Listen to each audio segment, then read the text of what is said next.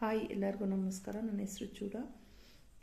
ಭಗವದ್ಗೀತೆ ಶ್ಲೋಕದ ಮುಂದುವರೆದ ಭಾಗ ಇದು. 14ನೇ ಸ್ಟ್ಯಾಂಜ.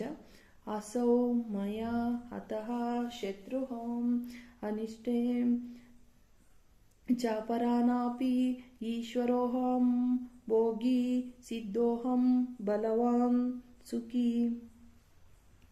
15ನೇದು.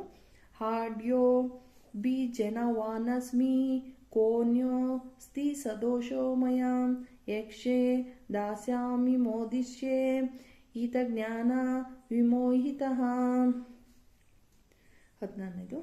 ಅನೇಕ ಚಿತ್ತ ವಿಭ್ರಾಂತಃ ಮೋಹಜಾಲ ಸಮಾವೃತಃ ಪ್ರಸಕ್ತಃ ಕಾಮಭೋಗೇಷು ಪತಂತಿ ನರಕೇಷು ಚ. 17ನೇದು. ಆತ್ಮಸಂಭಾವಿತಃ ಸ್ತಬ್ಧಃ ಧನಮಾನಮಾದಾನ್ವಿತಃ